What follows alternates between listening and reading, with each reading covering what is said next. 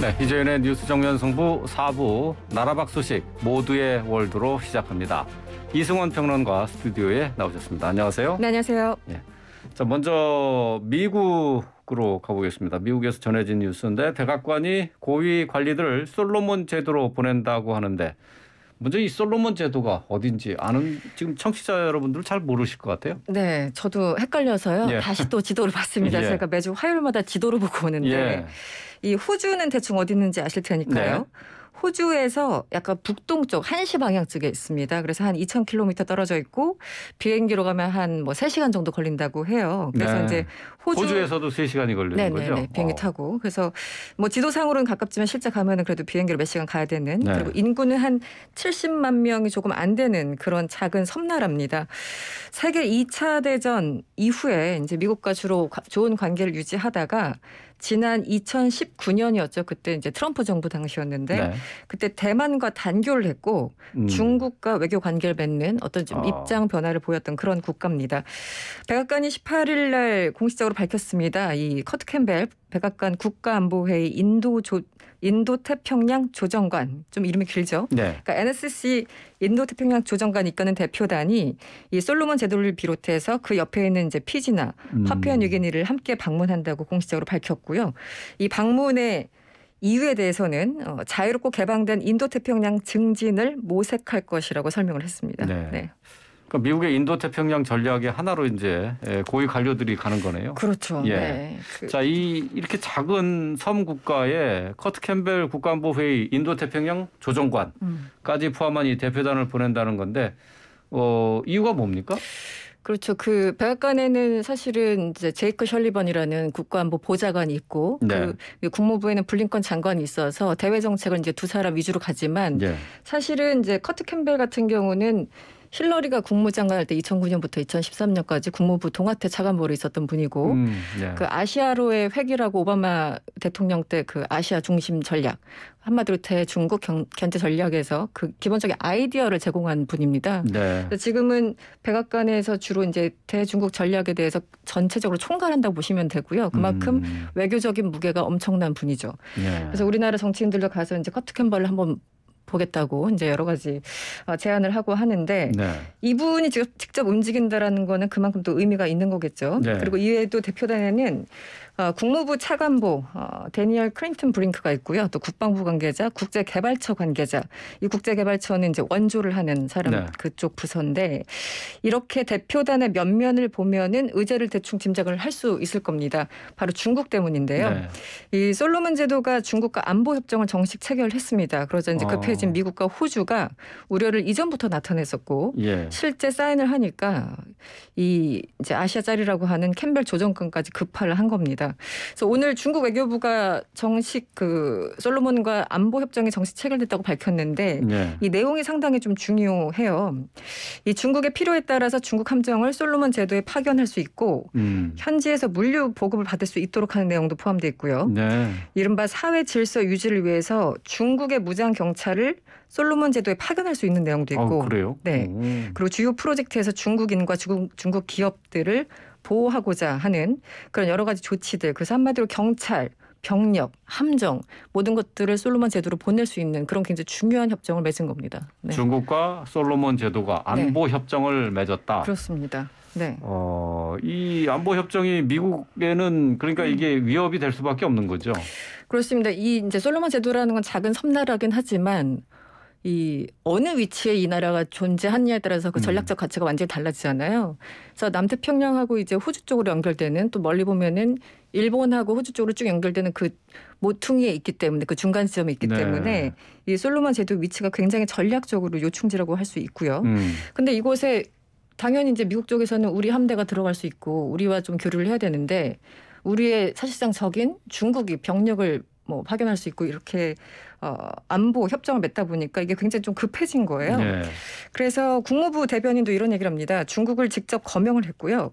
이번에 이 포괄적인 협정의 특성상 솔로몬 제도에 중국군이 배치될 방법은 굉장히 열려 있다. 그리고 이번 협정 체결은 솔로몬 제도의 정세 유동성을 키우고 태평양 지역에서 우려스러운 선례를 만들 것이다. 예. 이렇게 아주 그냥 노골적으로 얘기를 예. 한 겁니다. 그래서 예. 이번에 커트 캠벨이 갔을 때 아무래도 이 안보 협정을 철회하라 여기까지 요구를 하지 않을까 이런 그렇겠네요. 전망도 예. 나오고 있어요. 그래서 지난 트럼프 때 이 백악관 행정관을 했던 매튜 포틴저라는 분이 계신데 예. 우리나라에도 몇 번 왔었어요. 인터넷 매체에 이제 글을 썼습니다. 이 중국은 남태평양 일대에 군사적 교두보를 마련해서 영향력을 키우고 정보를 수집하는 데 집중하고 있다. 네. 중국이 솔로몬 제도를 중심으로 남태평양 일대의 교두보를 확보하면 전시에 미군의 군수품 공급 등의 타격을 입을 것이다. 그러니까 이번에 이 협정이 진행되지 않도록 한마디로 말려야 된다. 이런 글을 쓰고 있고 굉장히 좀 예의주시하고 있는 그런 분위기입니다. 예. 이게 지금 저희가 이제 뭐 코로나나 우크라이나 뭐 이것만 신경 썼는데 그러니까요. 네. 남태평양에서 또 이런 일이 또 네. 이뤄지고 있었군요. 자, 네네.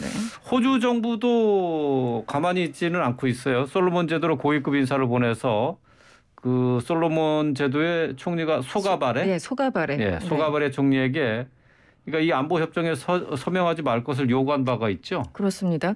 사실은 뭐 이제 미국 뭐 이번에 오커스도 마찬가지고 미국이나 호주는 안보 전략상 서로 거의 이제 동맹 수준이잖아요. 네. 그렇기 예. 때문에 굉장히 호주 입장에서도 굉장히 중요한 이슈인데 실제 호주의 이 국제개발 태평양 장관 그 제드 세셀자라는 장관이 지난 12일부터 이틀간 솔로몬 제도를 직접 방문을 했어요. 네. 그러니까 사실 가까운 거리니까 하루만 있어도 되는 건데 그렇죠. 1박 2일을 있다는 건 그만큼 이 사안을 중요시한다는 네. 뜻이겠죠. 그래서 이번에 서명하지 말아달라 이렇게 공식 요청을 했는데 뭐 역시 성과가 없었고요. 이 스셀자 장관이 가서 이제 The Pacific Family라고 태평양 가족을 이제 강조했는데 이 호주 사람들이 이제 태평양 가족할 때 얘기하는 거는 이 호주하고 뉴질랜드 주변에 이렇게 작은 섬들 있잖아요. 네. 그 솔로몬 제도, 피지, 파푸아뉴기니 이런 섬나라들을 같이 이제 뭉뚱그려서 얘기를 네, 할 때 예. 좀 친밀감을 나타낼 때 하는 이 뭐 태평양 가족이니까 우리 좀 잘 생각해 보자 이렇게까지 얘기를 했는데 설득이 안 된 그런 상황입니다. 네. 그렇군요. 자, 그러니까 솔로몬 제도 쪽에서는 그 중국과의 안보 협정을 이웃 국가가 말리는데도 불구하고 강행을 한 건데 말이죠. 네. 이 솔로몬 그러니까 반응이 일단 호주에서 고위 대표단이 갔는데도 반응이 차가웠던 거네요. 그렇습니다. 그러니까 지난 19년에 대만과 관계를 정리하고 중국과 관계를 이어오고 있고 네. 이번에는 이런 안보 협정까지 맺었을 적에는 그만큼 뭐 드러난 부분도 있고 드러나지 않은 부분도 있을 테지만 중국 측이 엄청나게 물량 공세를 했을 것 같아요. 그러니까 여러 가지 경제 지원도 받았나요? 그렇죠.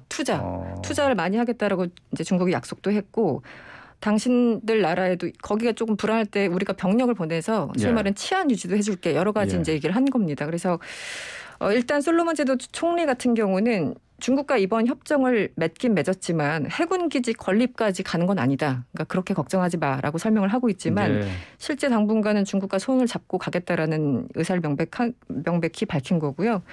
그 전에 중국 같은 경우는 2018년에는 이 파푸아뉴기니 그 호주의 바로 위에 있는 파푸아뉴기니의 해군 기지를 재개발해주겠다 이렇게 제안을 했다가 파푸아뉴기니는 그때 거절하고 호주한테 해달라고 했어요. 그래서 이제 호주가 해줬거든요. 그러니까 이번에는 또 이제 미국이 우크라이나에 집중하고 있고 좀 정신 없는 그런 사이에 솔로몬 제도와 이제 협정 체결까지 하면서 중국 입장에선 굉장히 전략적으로 움직인 그런 상황이고 미국은 급해진 상황이고 그렇습니다. 네. 파푸아뉴기니는 어쨌든 호주와 이제 협력을 계속 유지해 나가는 것으로 방향을 정했는데 솔로몬 제도가 중국과 가까이 이 정도 그 안보 협정을 맺을 정도면은 이게 동맹의 전 단계 아닌가요? 거의 그렇죠. 네. 그래서 이번에 캠벨까지 가서 그러니까 캠벨을 갔는데 또 성과가 없으면 이것도 굉장히 좀 면상한 일이거든요. 그래서 어느 정도의 답변을 얻어올지는 모르겠으나 그러니까 어쨌든 솔로몬 제도를 두고 지금 중국과 미국이 엄청나게 경쟁을 하는 그런 상황이 됐고요. 일종의 신스틸러가 된 거죠. 솔로몬 제도가. 그렇군요. 미중 간의 경쟁이 이제 여기까지 이게 확산이 되는 거네요. 그렇죠. 작은 섬 하나하나. 왜냐하면은 미국의 동맹들 뭐 일본부터 해가지고 쭉 호주까지 이어지는 그런 그 전선을 중국 입장에선 끊어놔야 되니까 그 중간에 위치한 이 섬나라들 하나하나가 굉장히 중요한 겁니다. 그렇군요. 자, 계속해서 이제 우크라이나 소식을 좀 살펴보도록 하겠습니다. 우크라이나 상황 일주일 동안 변한 점이 있습니까? 네, 소위 2단계 전투가 시작됐다 이런 그 헤드라인들이 많은데요. 러시아군이 현지 시간 18일 지상군을 돈바스 일대 그 동부 쪽 네. 이 돈바스 일대로 진입시키면서 우크라이나 전역을 겨냥한 미사일 공격을 강행했습니다. 동부 지역 이 480km 전선을 따라서 이제 그 도시들이 있고 또 기관 시설, 뭐 군사 기지들이 있는데 여기에 대해서 이제 총 공격을 가하고 있고요. 네. 러시아가 이제 우크라이나 침공한 게 2월 24일이었지 않습니까? 그래서 지금 대략 한 2달이 돼가고 있는데 1단계 작전을 마무리하고 이번에 돈바스 지역에 이제 포화를 시작하면서 2단계로 진입했다 이런 평가들이 나오고 있어요. 실제 젤렌스키 대통령도 이런 얘기를 했습니다. 우리는 지금 러시아군이 오랫동안 준비한 돈바스 전투를 시작했다는 사실을 확인할 수 있었다. 네. 러시아군 전력 중에 상당 부분이 이 전투에 집중하고 있다 이렇게 확인해준 상황입니다. 네. 지금 이제 우크라이나의 동부 소도시죠. 이지움이 러시아군에 사실상 함락이 됐습니다. 네, 민간인 네. 피해가 발생한 제2의 부차가 될 우려가 있다고 하는데요. 네. 지금 현재 상황은 어떻습니까? 근데 그 이지움 이제 지도를 보시면 동부 쪽인데 좀 위쪽에 있어요. 그러니까 동북 쪽 정도 생각하시면 되는데 네. 4만 6천 명 정도 있는 소도시입니다. 그런데 그 약간 밑쪽으로 내려가는 도네츠크주로 연결되는 길목에 있기 때문에 러시아가 이 지역을 굉장히 좀 중요시 여겼어요. 그러니까 그 동쪽 전체가 어쨌든 러시아 입장에서 굉장히 중요한데 네. 그 길목을 다 차지하려고 하는 거죠. 그래서 이달 초부터 이 이지움이라는 도시를 포위를 실제 했었고 이곳에 사는 일부 민간인들이 피난을 하지 못하고 갇힌 상태예요. 네. 그래서 시 당국이 추정키로는 지금 10,000에서 15,000명 정도가 갇혀 있는데 지금 전기나 물도 없이 겨우 목숨만 유지하고 있다. 이런 상황이고요. 말씀하신 것처럼 이지움 같은 경우는 그 제2의 부차, 그러니까 부차에서 민간인 학살이 일어났잖아요. 그렇죠. 그래서 여기도 지금 민간인들이 많이 갇혀 있기 때문에 너무 열악해서 이 제2의 부채처럼 될 수 있다고 우려가 나오고 있습니다. 아, 그렇군요. 네. 그런데 일각에서는 이번 공격이 예비 단계일 뿐이다라는 시각도 있다고 하는데 이것보다 지금 훨씬 더 큰 공격이 시작될 수 있다는 거죠? 그렇습니다. 그러니까 오늘 뭐 시작을 했지만 앞으로 더 큰 폭풍이 온다 이런 얘기입니다. 그래서 뉴욕타임즈 보도인데 지금 돈바스 지역 그쪽으로 이제 병력과 장비를 여전히 이동시키고 있다. 그러니까 지금 그 네. 병력이 전체가 아니라 다른 병력들도 같이 이동을 하고 있다는 겁니다. 그래서 오늘의 이 러시아군 움직임은 그동안 예상됐던 전면 공격에는 훨씬 못 미치는 것이다라는 지적이 있고요. 실제 그 우크라이나 군 입장에서도 며칠 안으로 이 공격이 더욱더 커질 것이다라고 네. 얘기를 하고 있고 미국의 국방부도 지금 비슷한 입장을 내놓고 있습니다. 존 커비 대변인, 그러니까 미국의 국방부 대변인이 이런 얘기를 했는데요. 현재 보이는 것은 여권 조성 작전의 일부분이다. 네. 러시아는 병력과 조력자 그리고 지휘 통제 역량을 더 많이 투입할 것으로 예상된다고 밝혔습니다. 예. 네. 여권 조성 작전. 그러니까 지금 러시아에서는 우크라이나 동부 지역을 집중적으로 지금 공격을 하고 있고 키이우는 일단 안정적인 거죠. 네. 그러니까 키이우를 공격하다가 이제 굉장히 저항을 해서 네. 이제 지켜낸 거지 않습니까? 그래서 제가 한 2주 전인가 3주 전에 왜 키이우에서 일부 병력을 철수시켰다고 그렇죠. 했는데 예. 그것이 철수가 아니라 이제 재정비 차원이었다. 그래서 이제 오늘 제가 말씀드린 이 돈바스 총 공세는 사실 그 병력들의 일부가 지금 이동하고 있고 이번 이제 폭격에 가담한 그런 병력으로 보이고요. 그리고 며칠 전에 기사를 또 읽어보니까 지금 이제 동부 쪽 왜냐하면 러시아랑 직접 연결되기 때문에 여기는 러시아 입장에서 무조건 가져가야 되는 이 땅인 거고 네. 키이우 같은 경우는 약간 좀 서쪽으로 있잖아요. 네. 그런데 그 키이우를 중심으로 또 서부 쪽에서도 이제 공격이 있었어요. 그래서 네. 뭐 민간인이 사망했다는 보도가 있었는데 이것도 러시아군의 소행으로 추정된다. 그런데 거기는 아주 큰 전투는 아니었지만 네.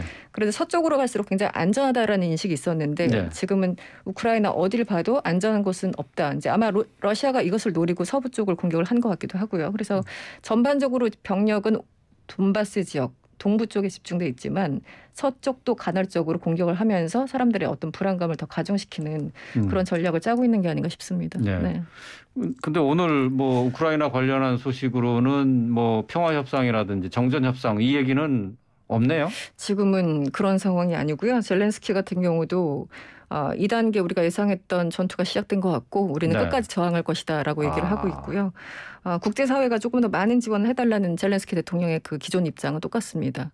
그래서 일각에서 예를 들어 이제 노암 촘스키 같은 그 유명한 교수 같은 경우는 푸틴이 무슨 짓을 벌일지 모른다. 한마디로 핵을 사용할 수도 있어. 너무 궁지에 몰리면. 그렇기 때문에 그런 보도도 있었죠. 예. 네, 그래서 일부 지역을 조금 양보하는 선에서라도 왜냐하면은 그게 옳다는 것이 아니라 그것이 현실이기 때문에 네. 그런 극단적인 위험을 좀 회피하기 위해서 일부 지역을 조금 양보하더라도 평화협정을 해야 된다고 주장하는 학자들도 있어요. 하지만 이게 뭐 우크라이나 입장에서는 받아들일 수 없는 얘기고 네. 또 그쪽이 이제 무너지면 다른 나라들도 또 이제 발트 3국부터 해가지고 예. 다른 나라들도 같은 우려를 할 수밖에 없기 때문에 굉장히 좀 어렵고 복잡한 그런 상황인 거는 맞습니다. 예. 네.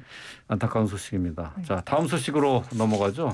전 세계가 지금 인플레이션 몸살을 앓고 있는데 경제협력개발기구 OECD 회원국의 2월 물가 상승률이 31년 만에 최고 수준을 기록한 것으로 나타났다고요? 네. 31년 만에 최고라고 합니다. 예. 네, 지난 16일 OECD가 최근 통계를 발표했는데요. 38개 회원국의 2월 소비자 물가가 한 해 전, 그러니까 1년 전에 비해서 평균적으로는 7.7% 상승한 것으로 나타났습니다. 이게 언제 이후 최고치냐면 1990년 그때 네. 이라크의 쿠웨이트 침공이 있었잖아요. 네.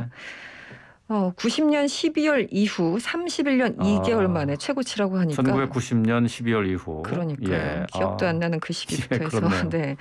엄청나게 오른 겁니다. 그리고 지금 말씀드린 7.7%는 38개국의 평균치. 그래서 어떤 부분이 많이 올랐나 봤더니 역시 에너지 부분이었어요. 그 에너지 가격이 1년 전보다 26% 이상 상승해서 물가 급등을 이끌었고요. 네. 식품 가격도 8.6% 올랐다고 합니다. 그리고 OECD가 이런 얘기를 했네요. 우크라이나 전쟁으로 공급 충격이 가해지면서 올해 네. 물가 상승 압박이 커지는 가운데 에너지와 식량 불안에 유령이 다가오고 있다. 이렇게 진단을 했습니다. 네. 네. 역시 뭐 우크라이나 침공의 영향인데요. 근데 터키가 또 유독 심하네요. 터키가 심하죠. 예. 지난 2월에는 54% 올랐고요. 어휴. 이게 참 54%의 물가 상승률이라 그러니까요. 이거 상상이 안 되는데요. 예를 들어 오늘 10,000원에 샀던 거 내일 15,000원, 뭐 그다음에 20,000원 이렇게 되는 겁니다. 예. 그러니까 오늘 가격과 내일 가격은 예상할 수 없는 그런 그 수준으로 지금 사회가 굉장히 불안정한 상황인데 2월에 54% 이게 약과였습니다. 3월에는 61% 올랐습니다. 예. 네, 이 이유를 짚어봤더니 이런 겁니다. 이 에르도안 대통령이 경제 정책을 잘못 편 것이다라는 지적이 있는데요. 이 코로나 때문에 이제 각국이 힘들었잖아요. 네네. 그래서 이제 지난해부터 물가를 잡기 위해서 뭐 우리나라도 마찬가지고 미국도 그렇고 이제 금리 인상을 각국별로 조금씩 이제 조정해가고 있는 그런 상황 아니겠습니까? 그런데 에르도안 대통령 같은 경우는 저금리를 고집을 한 거예요. 네. 그래서 터키 중앙은행 같은 경우는 지난해 9월부터 4달 연속 금리를 내리는 조치를 취했어요. 다른 나라 다 올릴 때. 예, 예. 그래서 바로 이 이유 때문에 달러 대비 리라 가치, 그러니까 터키가 쓰는 그 리라 가치가 지난해 한 해에만 무려 44%나 떨어졌습니다. 그 터키가 이제 이 절대적인 숫자만 보더라도 굉장히 많이 오른 거잖아요. 54%, 61%. 그래서 2위가 어딘가 봤더니 리투아니아였어요. 그 리투아니아는 한 14% 정도 이제 인플레이션이기 때문에 예. 터키와 보더라도 1, 2위 차이가 굉장한 거죠. 네. 그렇군요. 비교할 수 없을 만큼 예. 높은 수준을 달리고 있습니다. 야, 2월에 54%, 3월에 61%. 이 상상하기 쉽지 않은 물가 상승률인데 말이죠. 그러니까 터키 정부가 경제 정책을 그러니까 저금리 정책을 고집하다가 여기에 더해서 네. 우크라이나 침공이 발생하면서 상황이 더 악화된 거죠. 그러니까. 그렇습니다. 그러니까 공급도 제대로 안 되는데 돈은 또 풀리면서 돈의 가치는 떨어지고 그래서 예. 이제 리라의 예. 가치도 떨어지고 또 인플레이션 가격은 그만큼 또 올라가고 예. 그래서 그 에르도안 같은 경우는 뭐 동결도 아니고 왜 내 차례나 내렸는지 저도 정확하게 모르겠습니다만 예. 말 그대로 이례적인 조처를 했고 그 고통은 사실은 서민들이 네. 받는 거죠. 네, 예. 정책을 잘못하면. 네. 근데 이제 터키 같은 경우에는 이렇게 고물가 시대로 접어들면서 오히려 해외 여행객들이 가서 그 뭐 물건 사고 뭐 저 여행 즐기기에는 좋다면서요? 저도 터키는 안 가봤는데 사실은 지금 고통받고 있는 나라 중에 이제 스리랑카 같은 경우 대표적인데 스리랑카 같은 경우는 지금 거의 경제 붕괴 상태거든요. 예. 근데 그 나라들이 어려운 거는 지금 전 세계적인 이 에너지, 뭐 식량 이런 사태인데 예. 이런 나라들이 지금 우크라이나 사태 이전만 보더라도 사실 관광객들이 와서 그만큼 이제 GDP에 영향을 주는 그런 그러니까 관광 산업이 굉장히 활발한 국가들이었는데 이번에 코로나 때문에 한 2년 정도 관광객이 없었잖아요. 예. 그래서 이제 스리랑카나 이런 국가들이 굉장히 좀 고통을 받는 거죠. 항상 이제 어려운 나라들은 어려운 상황에서 더 어려워지고 이런 거지 않습니까? 우리 예. 개인들도 보더라도. 그래서 그런 나라들도 지금 사실 세계 곳곳에 뭐 스리랑카뿐만 아니라 다른 나라들도 고통받고 있는 곳이 굉장히 많거든요. 이제 예. 그 중에 하나가 이번엔 인플레이션으로 인해서 이제 터키인데 어쨌든 관광 산업도 분명히 영향이 있는 건 사실입니다. 네네. 뭐 코로나가 뭐 지금 이제 우리는 이제 일상생활로 회복해 가는 중입니다만은 이 관광으로 먹고 사는 사람들은 이 참 어려운 시기를 지나고 있어요. 근데 어쨌든 외국의 이런 인플레 상황을 보니까 우리가 아직까지는 좀 양반인 편인데 그나마 버티고 있다고 이렇게 위로를 해야 되는데 그래도 우리나라만 보면 어쨌든 인플레이션 많이 올랐죠. 오늘 그 한국은행 총재 그 내정자 청문회에서도 인플레이션 얘기 나왔었는데 어쨌든 선제적으로 조치를 취해야 된다. 늦으면 더 힘들어진다. 뭐 이런 이제 얘기를 했지 않습니까? 그래서 다른 각국들도 또 비슷한 금리 인상에 대해서 좀 정책을 조정하지 않을까 싶습니다. 네. 그래서 뭐 경제 정책을 담당하시는 분들이 정신 바짝 차려야 될 그런 시기가 된 것 같습니다. 네. 오늘 말씀 여기까지 듣겠습니다. 자, 지금까지 이승원 평론가였습니다. 고맙습니다. 고맙습니다.